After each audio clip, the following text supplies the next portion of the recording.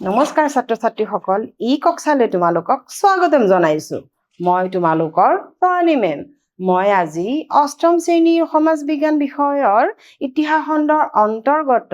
পাঠ number 7 east India কোম্পানীয়ে ভাৰতবৰ্ষত কৰা সংস্কাৰ পাঠটিৰ দ্বিতীয় অংশ আলোচনা কৰিবলৈ ওলাইছো এই পাঠটিত তোমালোকে ইষ্ট ইণ্ডিয়া কোম্পানীৰ গভৰ্ণৰসকলে কি সংস্কাৰ কৰিছিল তাৰে আন এটা পাঠ তোমালোকে বা আন এটা অংশ তোমালোকে জানিব পাৰিবা কাৰণ আমি প্ৰথম অংশ যোৱাটো ক্লাছতে আমি আলোচনা কৰিছিলো ঠিক আছে পিছলে এই অংশত 2 নম্বৰ অংশত কি সংস্কাৰৰ কথা আছে বাৰু আমি চাও আহা ৰাজহ সংস্কাৰ ইয়াৰ আগৰ পাঠটিত আমি তাৰে এটা সংস্কাৰ হল কি যে ৰাজহ সংস্কাৰ ভাৰতে ৰাজহ সংঘৰ জোঁটৱাৰী ব্যৱস্থা অনুসৰণ কৰিছিলে কোম্পানী এইবোৰ অতৰাই দিব এটা চাবা কোম্পানীয়ে দায়িত্ব লোৱাৰ আগতে খেতিয়ক বা ৰায়তে ৰজাৰ ঘৰতে নিজে খাজনা দিব পাৰিছিল ব্ৰিটিছসকলে শাসন কাৰ্যত সুচাৰুৰূপে পৰিচালনা কৰিবলৈ ভাৰতৰ ৰাজহৰ ব্যৱস্থাৰ সংস্কাৰ কৰিলে তাৰ মানে কি জানানে ব্ৰিটিছ অহাৰ আগতে ৰজাৰ ঘৰতে কৃষকসকলে বা ৰায়তসকলে কি কৰিছিল কাম কৰি তাতে খাজনা দিছিল আৰু এই ব্যৱস্থাটো ব্ৰিটিছৰ অনুকূলৰ নাছিলে সেই কাৰণে ব্ৰিটিছে এই ব্যৱস্থাটো পৰিৱৰ্তন কৰিলে বা কৰিছিল আৰু কৰি কিনে কি ব্যৱস্থা লৈছিল চাও বলা এইজন হৈছে লৰ্ড কৰ্ণৱালিছ আমি লৰ্ড কৰ্ণৱালিছৰ বিষয়ে ইতিমধ্যে আগৰ পাঠবিলাকত বা আগৰ অংশবিলাকত আমি পঢ়িছোৱেই তেওঁ বিভিন্ন ধৰণৰ সংস্কাৰ কৰিছিল তেওঁ ৰাজহৰ ক্ষেত্ৰতো কিছুমান সংস্কাৰ কৰিছিল চাবা ভূমি সংস্কাৰৰ বাবে উল্লেখযোগ্য স্থায়ী বন্দোবস্ত প্ৰৱৰ্তন কৰিছিল এতিয়া লৰ্ড কৰ্ণৱালিছৰ ইতিহাসত এটা কাৰণত বেছি বিখ্যাত আছিল তেওঁ আছিল যে তেওঁ এটা খেতিয়কৰ কাৰণে এটা বন্দোবস্ত বা এটা বিধি তেওঁ ওলাইছিল হেতু হৈছে স্থায়ী বন্দোবস্ত যাক কয় চিৰস্থায়ী তোমালোকে নামটো মনত ৰাখিবা চিৰস্থায়ী বন্দোবস্ত স্থায়ী বন্দোবস্ত প্ৰৱৰ্তন কৰিছিল এই বন্দোবস্তৰ দ্বাৰা তেওঁ কি হৈছিল ইতিহাসৰ পাঠত জিলিকি আছিল সেই বন্দোবস্ত ভাৰতৰ বাবে অনুকূল হয় নহয় ইয়াতে তোমালোকে লাহে লাহে আগলৈ গম পাবা এতিয়া কি আছে চাও বলা বৰ্তমান বছৰিকীয়া ৰাজহ সংগ্ৰহৰ ব্যৱস্থাৰ পৰিৱৰ্তে তাৰ মানে কৰ্ণৱালিছ নহাৰ আগতে বছৰে বছৰে কি দিব লাগিছিল খাজনা দিব লাগিছিল বা টেক্স দিব লাগিছিল কিন্তু কৰ্ণৱালিছে কি কৰিলে তাৰ পৰিৱৰ্তে চিৰস্থায়ী বন্দোবস্ত কৰিলে আমি 6 নম্বৰ পাঠত চিৰস্থায়ী বন্দোবস্তৰ বিষয়ে আমি পঢ়িছিলো তোমালোকে অলৰেডি চাগে বা ইতিমধ্যে মনত তোমালোকৰ আছে ইয়াৰ বিষয়ে তোমালোকে আভাস ইতিমধ্যে পালা তেওঁ বছৰিকীয়া ৰাজহৰ পৰিৱৰ্তে কি কৰিলে স্থায়ী ৰাজহৰ ব্যৱস্থা কৰিলে ইয়াৰ অধীনত জমিদাৰসকলৰ মাটিৰ মালিক আছিল তাৰ মানে তেওঁ তোমালোককতো আৰু মই কৈছোৱে যোৱাটো পাঠত যে জমিদাৰসকলে কিছুমান নতুন এটা জমিদাৰী সৃষ্টি হৈছিল আকৌ পুৰণা জমিদাৰী বিলাকে আকৌ নিজৰ ভূমি বা মাটি হেৰুৱাবলগীয়া হৈছিল এই চিৰস্থায়ী বন্দোবস্তৰ কাৰণে যদি তেওঁলোকে সময়মতে ৰাজহ দিব নোৱাৰিলে তেন্তে তেওঁলোকৰ মাটি আৰু কোম্পানী চৰকাৰৰ হাতলৈ গৈছিল তোমালোকে ইতিমধ্যে ইয়াৰ আগৰ পাঠত গমে পাইছিলা নহয়নে তাৰমানে কি হৈছিল যে যদি সময়মতে যিটো সময় তেওঁলোকক বান্ধি দিয়া হৈছিল কোম্পানীৰ ফালৰ পৰা সেই সময়মতে যদি তেওঁলোকে ৰাজহ দিব নোৱাৰে পিছহলে এই তেওঁলোকৰ জমিদাৰসকলৰ মাটি কলে গৈছিল কোম্পানীৰ হাতলৈ গৈছিল কিন্তু আওপকীয়াকে কি জানানে ব্ৰিটিছৰ এটো কি আছিল সম্প্ৰসাৰণ নীতি আছিল এনেকৈয়ে তেওঁ কি কৰিছিল ভাৰতৰ মাটি বা ভাৰতৰ ভূমি তেওঁলোকৰ দখললৈ আনিছিল এই ব্যৱস্থাই জমিদাৰসকলক অতিশয় শক্তিশালী কৰি তুলিছিল যদিও কৃষকসকলৰ বাবে বৃহৎ দুখ লগা আছিল মই অলপ আগতে তোমালোকক কৈছিলো যে চিৰস্থায়ী বন্দোবস্তই পুৰণি জমিদাৰসকলৰ লোকচান হৈছিল কিন্তু নতুন জমিদাৰ শ্ৰেণীৰো আকৌ কি হৈছিল সৃষ্টি হৈছিল আৰু এই জমিদাৰ শ্ৰেণীৰ কিন্তু কি হৈছিল অধিক শক্তিশালী হৈছিল আৰু এই জমিদাৰখিনিয়ে কিন্তু কি হ'ব ভৱিষ্যতে ইষ্ট ইণ্ডিয়া কোম্পানীক বহুত সহায় কৰিব আমাৰ দেশীয় স্বাৰ্থ বৰ্জন কৰি তেওঁলোকে কি কৰিব বিদেশী শক্তিক সহায় কৰিব এই নতুন জমিদাৰী সকলে আৰু এওঁলোকৰ সহায়ৰ বাবে ইষ্ট ইণ্ডিয়া কোম্পানীয়ে ভাৰতত কি কৰিব পাৰিলে অধিক শক্তিশালী হ'ব পাৰিলেও আৰু শাসনো কৰিব পাৰিলে যিয়ে নহওক এই ব্যৱস্থাই কি কৰিলে আমাৰ খেতিয়কসকলৰ জীৱনলৈ দুখ কঢ়িয়াই আনিলে ইয়াৰ পাছত চাবা লৰ্ড হেষ্টিংছ লৰ্ড হেষ্টিংছৰ কিন্তু ৰাজহৰ ক্ষেত্ৰত কিছুমান পৰিৱৰ্তন আনিছিল এইজন দেখিছানে লৰ্ড হেষ্টিংছ লৰ্ড হেষ্টিংছে কি কৰিছিল চাওঁ আহা ৰাজহুৱা ব্যৱস্থাত এক উল্লেখযোগ্য সংস্কাৰ তেওঁ প্ৰৱৰ্তন কৰিছিল অসমৰ সীমান্ত গাঁওসমূহক ৰাজহুৱা চক্ৰৰ অধীনলৈ আনিছিল আৰু স্থায়ী ভূমি প্ৰমাণ পত্ৰ দিছিল তাৰমানে লৰ্ড হেষ্টিংছৰ জীৱনীকালৰ এটা গুৰুত্বপূৰ্ণ দিশ তোমালোকে মনত ৰাখিবা তেওঁ স্থায়ী ভূমি প্ৰমাণ পত্ৰ যিটো আমাৰ কোৱা যায় পট্টা মাটিৰ পট্টা বুলি যে কয় জানা নহয় তোমালোকে তেওঁ স্থায়ী পট্টা দিছিল কোনে জানানে লৰ্ড হেষ্টিং তেওঁ ইতিহাসত সদায় সেইটো কাৰণে যুঁজলি থাকিব তেওঁ কি কৰিছিলে অসমৰ সীমান্তত যিবোৰ সীমামূৰীয়া যিবোৰ গাঁও আছিলে বা ৰাজ্য আছিলে সেইবোৰক ব্ৰিটিছৰ অধীনলৈ আনিবৰ বাবে তেওঁ কি কৰিছিলে স্থায়ী ভূমিপত্ৰ তেওঁলোকক প্ৰদান কৰিছিলে চনটো মনত ৰাখিবা 1826 চনত তেওঁ দক্ষ বিষয়া ৰবাৰ্ট ৱাৰ্ডৰ সহায়ত তেওঁ কি কৰিছিলে এই স্থায়ী ভূমিপত্ৰ দিয়া কামটো তেওঁ কৰিছিলে কিন্তু ইয়াৰ আঁৰত আকৌ কি আছিলে স্থানীয় ৰাজ্য সীমামূৰীয়া গাঁওবোৰ তেওঁ কিন্তু ব্ৰিটিছৰ অধীনলৈহে নিবলৈ বিচাৰিছিলে কৃষকসকলক নিজৰ মাটি খেতি কৰিবলৈ উৎসাহিত কৰিছিল কোম্পানী ৰাজহৰ বৃদ্ধি কৰিছিল চোৱা কৃষকসকলেতো নিজে যদি ভূমিৰ পট্টা পায় বা ভূমিৰ অধিকাৰী পায় কৃষকসকলেতো নিশ্চয় ভালেই পাব যে আমাৰ কি হ'ল নিজৰ কি হ'ল ভূমি হ'ল আৰু আমাক কোনে দিছে কোম্পানী চৰকাৰে আমাক ভূমি দিছে কিন্তু ইয়াৰ দ্বাৰা আকৌ কি হ'ব সেই ভূমিটোতো এনেই দিয়া নাই ন ইয়াৰ পিছত তেওঁলোকে কি দিব লাগিব ইয়াৰ পৰৱৰ্তী তেওঁলোকে কি দিব লাগিব খাজনা দিব লাগিব আৰু ক্ৰমান্বয়ে কোম্পানীয়ে কি কৰিছিল জানানে এই ৰাজহ বা ইয়াৰ খাজনা কি কৰিছিলে বৃদ্ধি কৰিছিল দেখিছানে কেনেকে ইষ্ট ইণ্ডিয়া কোম্পানী ব্যৱসায়ীসকলে কি কৰিছিল ভাৰতীয় মানুহক এক প্ৰকাৰ লুটিছিল তাৰমানে তেওঁলোকে আমাৰ ভাৰতীয় মানুহবোৰ কি হৈছিলে সাধাৰণ মানুহ আছিল এইখিনি কথা কোম্পানীৰ এই ষড়যন্ত্ৰৰ কথা তেওঁলোকে বুজি পোৱা নাছিল ঠিক আছে ইয়াতে এটা আমি জানি থোৱা পাঠ এটা পাম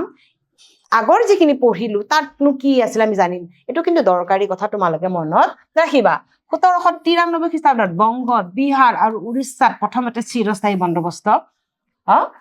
চিৰস্থায়ী বন্দোবস্ত হৈছিল হয় নহয় এতিয়া এই চিৰস্থায়ী বন্দোবস্ত কৰ্ণৱালিছে যে কৰিছিলে এই প্ৰথম ক'ত হৈছিলে বংগদেশ বিহাৰ আৰু উৰিষ্যা এইটো ভাৰতৰ ক্ষেত্ৰত এইটো হ'ল ভাৰতৰ ক্ষেত্ৰত কিন্তু এতিয়া আহি গ'ল অসমতো কিন্তু চিৰস্থায়ী বন্দোবস্তৰ প্ৰভাৱ বাৰুকৈ পৰিছিলে অসমত 1826 খ্ৰীষ্টাব্দৰ শেষৰ ফালে গোৱালপাৰা আৰু চিলেট নাম দুটা তোমালোকে মনত ৰাখিবা ইটস ইম্পৰ্টেণ্ট গোৱালপাৰা আৰু চিলেটত প্ৰথম চিৰস্থায়ী বন্দোবস্ত ব্যৱস্থা প্ৰৱৰ্তন হৈছিল তোমালোকে মনত ৰাখিবা ঠিক আছে এতিয়া ৰাজহুৱা ব্যৱস্থাৰ পিছত আমি কি ব্যৱস্থা পাম শিক্ষা ব্যৱস্থা শিক্ষাৰ ক্ষেত্ৰতো কি কৰিছিলে ব্ৰিটিছ ইষ্ট ইণ্ডিয়া কোম্পানীয়ে শিক্ষাৰ ক্ষেত্ৰতো কি কৰিছিল কিছুমান সংস্কাৰ তেওঁলোকে কৰিছিল কি কৰিছিল চাওঁ এতিয়া পূৰ্বতে ভাৰতীয় শিক্ষা আছিলে মূলতঃ ধৰ্মমূলক তোমালোকে অলপ হলেও জানা যে আগতে টুল বা গুৰুকুলত গৈ কিনে শিক্ষা ল'ব লাগিছিলে পুৰণি এইটো প্ৰাচীন কালৰ শিক্ষা ব্যৱস্থা এই শিক্ষা ব্যৱস্থা আকৌ ব্ৰিটিছৰ অনুকূল নাছিল ব্ৰিটিছে বহুত বেয়া কাম কৰিছিল যদিও কিছুমান আধুনিকতাৰ ফালে আকৌ আমাৰ ভাৰতীয়সকলক লৈ গৈছিল আৰু ভাৰতীয়ৰ লাভো হৈছিল ভৱিষ্যতে তেওঁ কি কৰি দিলে শিক্ষাৰ ক্ষেত্ৰত কিছুমান পৰিৱৰ্তন আনিলে যেনে আগৰ যিটো ধৰ্মমূলক শিক্ষা ব্যৱস্থা তেওঁলোকে কি কৰিব পৰিৱৰ্তন কৰিব সংস্কৃত পাৰ্চী আৰবী ভাষাৰ কিছু জ্ঞান দিয়াটো আছিল সেই কালৰ শিক্ষাৰ প্ৰণালীৰ বৈশিষ্ট্য তাৰমানে আগৰ যিটো পুৰণা শিক্ষা প্ৰণালী আছিল তাতে সংস্কৃত পাৰ্চী আৰবী ভাষাৰেহে কি আছিলে শিক্ষাদান দিয়া হৈছিল শিক্ষাৰ্থীসকলক হিন্দু হলে টুল বা গুৰুকুলত আৰু মুছলমান হলে মাদ্ৰাছা আৰু মুক্তাবত তেওঁলোকে শিক্ষা ল'ব লাগিছিল ইয়াতে তাৰমানে কি কোনো স্কুল ব্যৱস্থা নাছিল বা বিদ্যালয়ৰ ব্যৱস্থা তেওঁলোকৰ নাছিল ব্ৰিটিছসকলে ভাৰতীয় শিক্ষা ব্যৱস্থাৰ কিছু পৰিৱৰ্তন আনিবলৈ বিচাৰিল তেওঁলোকে কি কৰিলে ইয়াৰ পৰিৱৰ্তন তেওঁলোকে আনিলে কি আনিলে চাবা 1781 খ্ৰীষ্টাব্দত ৱাৰেন হেষ্টিংছে কলিকতাৰ এখন মাদ্ৰাছা খুলিছিল ৱাৰেন হেষ্টিংছে কি কৰিলে কলিকতাত এখন মাদ্ৰাছা প্ৰথম খুলিলে 1781 খ্ৰীষ্টাব্দত আকৌ 1792 খ্ৰীষ্টাব্দত জনাথন ডানকান নামৰ আন এজন বিষয়াই আকৌ বাৰাণসীত এখন সংস্কৃত কলেজ স্থাপন কৰিলে চোৱা ৱাৰেন হেষ্টিংছে মাদ্ৰাছা খুলিলে ক'ত কলিকতা আৰু জনাথন ডানকানে বাৰাণসীত এখন কি কৰিলে সংস্কৃত কলেজ স্থাপন কৰিলে ইয়াৰ পিছত সাম্ৰাজ্যবাদী ব্ৰিটিছে যিহেতু ভাৰতবৰ্ষক এখন উপনিৱেশ হিচাপেহে ব্যৱহাৰ কৰিছিল সেয়ে তেওঁলোকে নিজৰ স্বাৰ্থত ভাৰতীয় সমাজ আৰু অৰ্থনৈতিক প্ৰাচুৰ্য আৰ্হিত আনিবলৈ তেওঁলোকে চেষ্টা কৰিলে তাৰমানে কি আল্টিমেটলি তোমালোকে জানা যে ব্ৰিটিছে নিজৰহে শাসন বিচাৰিছিলে আৰু তেওঁলোকে সদায় ভাবিছিল ভাৰত তেওঁলোকৰ দেশ নহয় এখন উপনিৱেশহে যাৰ পৰা তেওঁলোকৰ কি হ'ব পাৰে মুনাফা বা লাভ হ'ব পাৰে সেই কাৰণে মুনাফা বা লাভ হ'বৰ বাবে তেওঁলোকে পৰিস্থিতিটো নিজৰ অনুকূলৰ মতে কৰিব বিচাৰিছিল যাতে তেওঁলোকৰ কাম কাজত বা প্ৰশাসনিক দিশত সহায় হয় সেই কাৰণেহে তেওঁলোকে এইবিলাক ব্যৱস্থা কৰিছিল তেওঁলোকে কি কৰিছিলে ভাৰতীয় সমাজ ব্যৱস্থাত আৰু অৰ্থনীতিত প্ৰাচুৰ্য পশ্চিমীয়া আৰ্হিত তেওঁলোকে আনিবলৈ চেষ্টা কৰিছিল যাতে তেওঁলোকৰ কি হয় সুবিধা হয় তাৰ বাবে প্ৰয়োজন হৈছিলে ইংৰাজী মাধ্যমত প্ৰাচুৰ্য শিক্ষা কাৰণ যিহেতু ব্ৰিটিছসকল কি আছিলে ইংৰাজী আছিলে বা ইংৰাজী ভাষাৰ মানুহ আছিলে তেওঁলোকে ভাষাৰ ক্ষেত্ৰত বহুত জটিলতাৰ সমস্যা পাইছিলে সেইকাৰণে ভাবিলে ভাৰতত কি কৰা যায় ইংৰাজী মাধ্যমৰ স্কুলবোৰ যাতে খোলক আৰু তেতিয়া কি তেওঁলোকৰ বিষয় যিবোৰ কৰ্মচাৰী তেওঁলোকৰ প্ৰয়োজন হ'ব ভাৰতীয় মানুহ তেওঁলোকৰ লগত যোগাযোগৰ ক্ষেত্ৰত সুবিধা হ'ব সেইকাৰণে তেওঁ কি কৰিছিলে স্কুল খুলিছিল বা বিদ্যালয় খুলিছিলে আৰু তাতে কি কৰিছিলে ইংৰাজী মাধ্যম কৰিছিলে সাধাৰণ শ্ৰেণীৰ ভাৰতীয় সকলো যাতে ইংৰাজী ভাষাটো আয়ত্ত কৰিব পাৰে তাৰ ব্যৱস্থা তেওঁলোকে কৰিছিল ব্ৰিটিছসকলৰ বাবে ভাৰতবৰ্ষ এখন উপযুক্ত বজাৰ হিচাপে বিবেচিত হয় চোৱা কিমান দৰকাৰী কথা ব্ৰিটিছতো অতীতৰ পৰা ভাৰতক কি বুলি ভাবিছিল বজাৰ বুলিয়ে ভাবিছিলে হয় নহয় যাতে মুনাফা হয় লাভ হয় আৰু এই বজাৰত তেওঁলোকৰ সহযোগ যাতে হওক যোগাযোগৰ কোনো যাতে অসুবিধা নহওক সেই কাৰণেহে তেওঁলোকে এইবোৰ ব্যৱস্থা সময় সাপেক্ষে তেওঁলোকে কৰিছিলে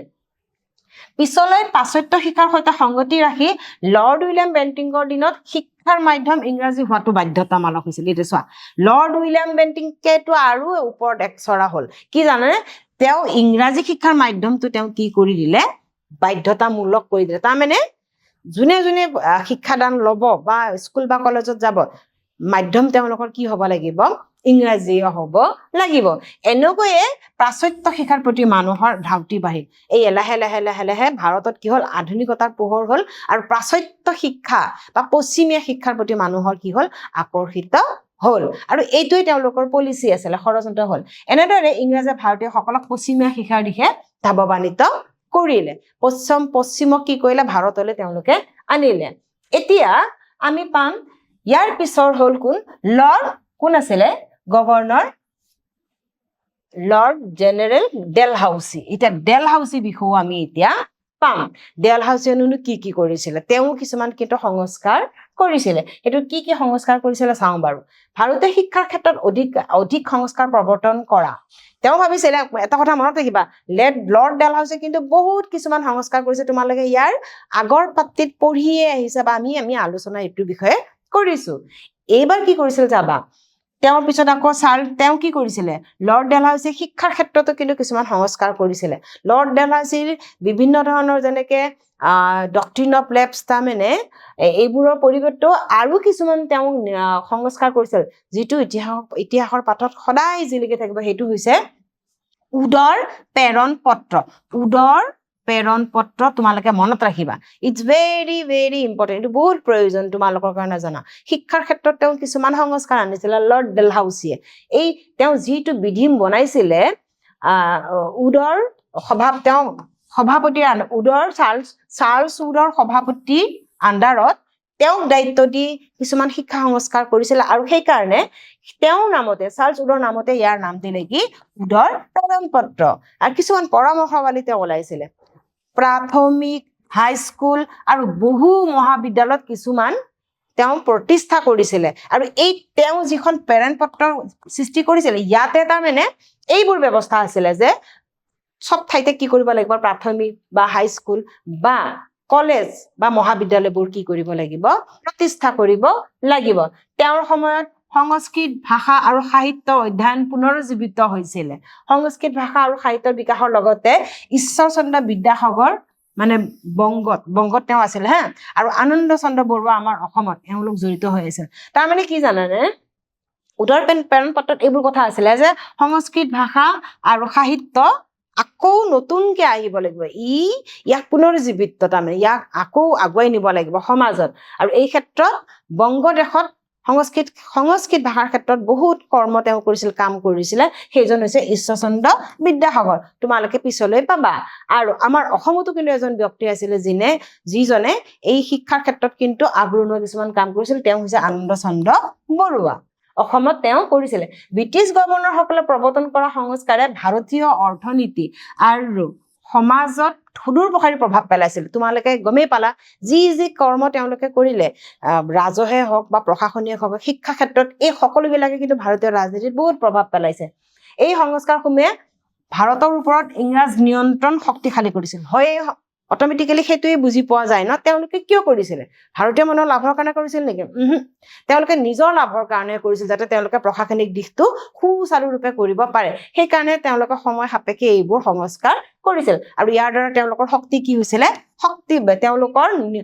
শক্তিশালী পৰিস্থিতি হৈ গৈছিল আৰু ইংৰাজৰ নিয়ন্ত্ৰণ ভাৰতত বাঢ়িছিল বহু পৰিৱৰ্তনো তেওঁলোকে এইটো ক্ষেত্ৰত আনিছিলে ইষ্ট ইণ্ডিয়া কোম্পানীৰ লক্ষ্য আছিল লাভ অৰ্জন কৰা ভাৰতীয় উপমহাদেশৰ ওপৰত নিয়ন্ত্ৰণ কৰে তেওঁলোক নামেই হৈছে কোম্পানীটোৰ বেপাৰী জাতি আৰু বেপাৰীয়ে সদায় নিজৰ মুনাফাৰ কথা চিন্তা কৰিবই বা লাভৰ কথা তেওঁলোকে লাভৰ কাৰণেহে এইবোৰ কৰিছিলে আনকি ভাৰত যিখন মহাদেশ আছিলে গোটেই ভাৰত মহাদেশখন তেওঁলোকে কি বিচাৰিছিলে কণ্ট্ৰল কৰিব বিচাৰিছিল তেওঁলোকৰ নিয়ন্ত্ৰণ কৰিব বিচাৰিছিল নিজৰ হাতলৈ আনিব বিচাৰিছিলে ইষ্ট ইণ্ডিয়া কোম্পানীয়ে নিয়ন্ত্ৰণ লাভ কৰাৰ লগতে ভাৰতীয় অৰ্থনীতিৰ সামন্তবাদী আছিল ভাৰতীয় অৰ্থনীতিৰ পৰম্পৰাগত ব্যৱস্থা ভংগ কৰি আধুনিক বাণিজ্য প্ৰৱৰ্তন কৰিছিল এইটো তোমালোকে অলপ আগতে গমেই পালা আমি যিখিনি পঢ়ি আহিলো এইটো অংশত প্ৰথমৰ পৰা তেওঁলোকে কি কৰিছিলে পৰম্পৰাগত ব্যৱস্থা আঁতৰাই বা তাৰ পৰিৱৰ্তে আধুনিক বাণিজ্যিক ব্যৱস্থা প্ৰৱৰ্তন তেওঁলোকে কৰিছিল এই পদক্ষেপে বহুতৰে ক্ষতি কৰিছিল আৰু বিশেষকৈ ভাৰতীয় কুটিৰ উদ্যোগৰ ধ্বংস হৈছিল চোৱা তেওঁলোকে যি আধুনিকতা আনিলে পৰিৱৰ্তন আনিলে ইয়াৰ ক্ষেত্ৰত ভাৰতৰ যিবোৰ সৰু সৰু উদ্যোগ আছিলে আমাৰ অতীতৰ প্ৰাচীন কালৰ কিছুমান উদ্যোগ ভাৰতত আছিলে সেইবোৰৰ কি হৈছিল বহুত ক্ষতি হৈছিলে কিছুমান বিশেষ ক্ষেত্ৰত ইংৰাজে উন্নয়নৰ অৰিহণা যোগাইছিল যেনে কিন্তু এইটো কথা শলাগ ল'ব লাগিব যে কিছুমান ক্ষেত্ৰত তেওঁলোকে কিন্তু অৰিহণাও যোগাইছিল যেনে ৰেলপথ তেওঁলোকে নিৰ্মাণ কৰিছিলে যদিও ইংৰাজে তেওঁলোকৰ ব্যৱসায় সহজ কৰি তুলিবলৈ ৰেলপথ নিৰ্মাণ কৰিছিল তথাপিও ইয়াৰ ফলত যোগাযোগ ব্যৱস্থা ভাল হৈছিল হয় নহয় কোৱা তেওঁলোকৰ নিজৰ ইষ্ট ইণ্ডিয়া কোম্পানীৰ নিজৰ সুবিধাৰ কাৰণে যোগাযোগৰ কাৰণে ৰেলপথ ব্যৱস্থা কৰিছিল হয় কিন্তু ইয়াৰ দ্বাৰা ভাৰতীয় মানুহৰো লাভ হৈছিলে তেওঁলোকৰ যোগাযোগৰ সহজ হৈ গৈছিল সহজ মাধ্যম তেওঁলোকে পাইছিলে যোগাযোগ কৰিবলৈ বা এঠাইৰ পৰা আন ঠাইলৈ যাবলৈ এইদৰে লৰ্ড কৰ্ণৱালিছৰ চিৰস্থায়ী বসতিয়ে কৃষকৰ বাবে দুখ কষ্ট সৃষ্টি কৰিছিল যদিও লৰ্ড হেষ্টিংছৰ সংস্কাৰে আকৌ কৃষকসকলক সকাহ দিছিল হেষ্টিংছে লৰ্ড কৰ্ণৱালিছে কৃষকসকলৰ ক্ষতি কৰিছিলে হয় কিন্তু মনত কৰিছেনে তোমালোকৰ হেষ্টিংছে আকৌ কি কৰিছিলে মাটি পট্টা প্ৰদান কৰিছিল তোমালোকে পাইছাই অকমান আগতে পাইছা লৰ্ড উইলিয়াম বেণ্টিকে আকৌ আফিঙৰ ব্যৱসায় অনুমতি দিছিল চোৱা কিছুমান ভাল কাম কৰিলেও আকৌ তাৰ মাজতে কিছুমান তেওঁলোকে বেয়া কামো কৰে যেনে উইলিয়াম বেণ্টিকে বহুত ভাল কাম কৰিছিলে তাৰে মাজত আকৌ এটা ক'বলৈ গ'লে বেয়া কাম আছিলে কি আফিঙৰ খেতি যাক ভাং বুলি কোৱা যায় ব্যৱসায় অনুমতি দিছিল কোম্পানীটোক অধিক ধনী কৰিছিল কাৰণ এই খেতিটোৱে কি কৰে কোম্পানীক বেছি মুনাফা দিব পাৰে ভাৰতীয় ধ্বংসৰ দুৱাৰ মুকলি কৰিছিল হয় ভাৰতীয়সকলে ইয়াৰ ক্ষেত্ৰত কি হৈছিলে আফিং ভাৰতত উৎপাদন হোৱা মানে কি ভাৰতীয়তে লোকচান হ'ব তেওঁলোকে ব্যৱহাৰ কৰিব তাৰ দ্বাৰা ভাৰতৰ ব্যৱস্থা সামাজিক ব্যৱস্থা কি হ'ব অতিকৈ বেয়া হ'ব ভাৰতৰ ধৰ্ম সমাজ সংস্কাৰৰ ক্ষেত্ৰত ইষ্ট ইণ্ডিয়া কোম্পানীয়ে গুৰুত্বপূৰ্ণ ভূমিকা পালন কৰিছিলে পশ্চিমীয়া শিক্ষাই সেই সময়ত প্ৰচলিত বহুতো অন্ধবিশ্বাস আঁতৰাইছিলে এতিয়া আৰু এটা দৰকাৰী কাম তেওঁলোকে কৰিছিল কি জানা আমাৰ যিহেতু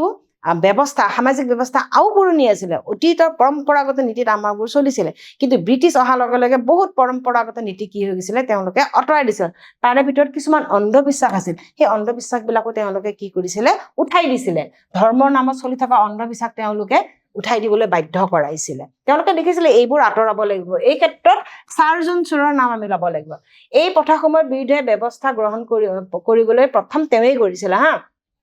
মধ্য ভাৰতত ৰাজপুতনা আৰু পাঞ্জাৱত মহিলাৰ কেঁচুৱা হত্যা কৰা হৈছিল। তাৰমানে কি মহিলা কেঁচুৱা মানে বুজি পাইছানে? মধ্য ভাৰত ৰাজপুত আৰু পাঞ্জাৱ বিলাকত কি আছিল, ছোৱালী জন্ম হোৱাৰ লগে লগে ছোৱালীবিলাকক হত্যা কৰি দিছিল। এইটোতো কুপ্ৰথা হয় নহয় কোৱা? ইয়াৰ পিছত বংগত আকৌ সতীদাহ প্ৰথা বন্ধ কৰিছিল। সতীদাহ প্ৰথা মানে তোমালোকে জানানে, আমাৰ ভাৰতীয় আওপুৰণি ব্যৱস্থাৰ ভিতৰত এই এটা বৰ দুখ লগা ব্যৱস্থা আছিলে, যিটোৱে সমাজক কলংকিত কৰিছিলে। গিৰিয়েকজন যদি স্বামীজন যদি ঢুকাই, স্বামীৰ লগতে আকৌ কি কৰিব লাগিছিলে, তেওঁৰ স্ত্ৰীও কি কৰিব লাগিছিল, সেই একেখন চিতাতে জঁপিয়াই হওক বা তেওঁৰ লগতে মৃত্যুবৰণ কৰিছিল। সেইটোৱে আছিল সতীদাহ প্ৰথা। এই প্ৰথাটো কিন্তু উইলিয়াম বেণ্টিংকে বন্ধ কৰি দিছিল। তেওঁ বহুত ভাল কাম কৰিছিল এই সতীদাহ প্ৰথা বন্ধ কৰি।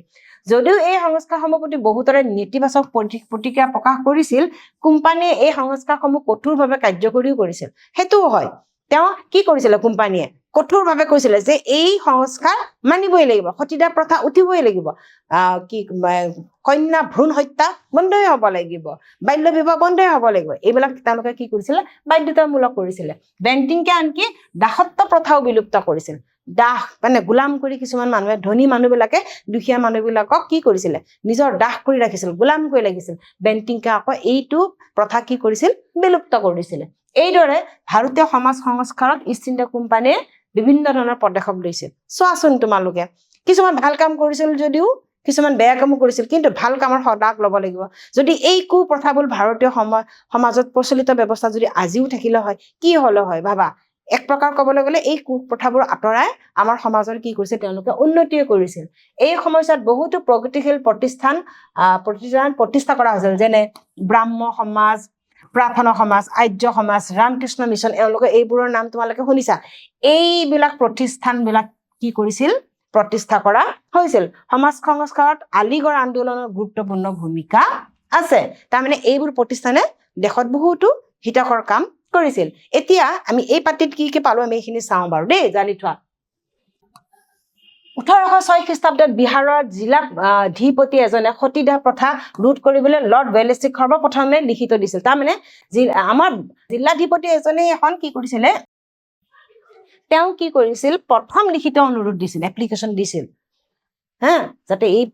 কুপ্ৰথাটো বন্ধ হ'ব লাগে। 1815 আৰু 1817 খ্ৰীষ্টাব্দত লৰ্ড হেষ্টিংছৰ দিনত এই প্ৰথা আদালতৰ জৰিয়তে বেআইনী বুলি ঘোষণা কৰা হয়। হেষ্টিংছেও চেষ্টা কৰিছিলে এই প্ৰথা উঠাবলৈ, তেওঁলোকে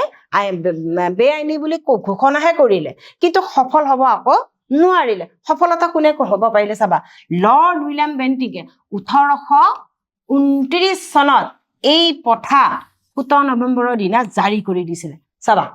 এই সাহসটো কোনে কৰিলে, লৰ্ড উইলিয়াম বেণ্টিং। ইতিহাসৰ পাঠত, ভাৰতীয় ইতিহাসৰ পাঠত এওঁৰ নামটো এই ক্ষেত্ৰত বেছিকৈ উজ্বলি থাকিব। লৰ্ড বেণ্টিংকে 1829 চনত এই প্ৰথা সম্পূৰ্ণৰূপে কি কৰি দিলে,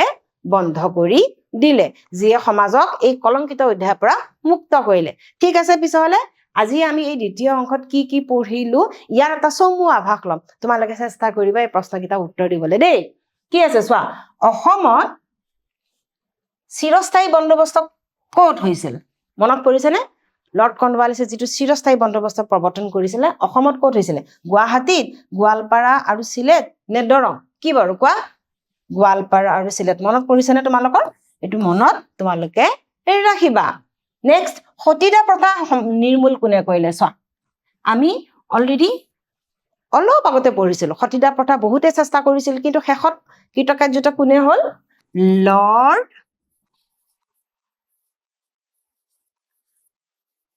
উইলিয়াম বেণ্টিং। সদায় মনত ৰাখিবা তেওঁৰ নামটো। লৰ্ড উইলিয়ামৰ বেণ্টিংকৰ বাবেহে সমাজৰ পৰা এই সতীদাহ প্ৰথা লুপ্ত হ'ল। ঠিক আছে, পিছলে আজি আমি দ্বিতীয় অংশটো আলোচনা কৰিলো। মই আশা কৰিম ইয়াৰ পৰা তোমালোকে বহুত লাভৱান্বিত হবা আৰু চেষ্টা কৰিবা ঘৰত গৈ বা ঘৰত এইখিনি পঢ়িবা, যাতে ইয়ে তোমালোকৰ মনলৈ আকৌ আগৰ কথাবোৰ পুনৰুজ্জীৱিত কৰে। মই আশা কৰিম তোমালোকে ইয়াৰ পৰা বহুত তোমালোকৰ লাভ হ'ব বুলি। ইয়াৰ পিছৰ অংশত তোমালোকক মই আকৌ লগ পাম। ধন্যবাদ।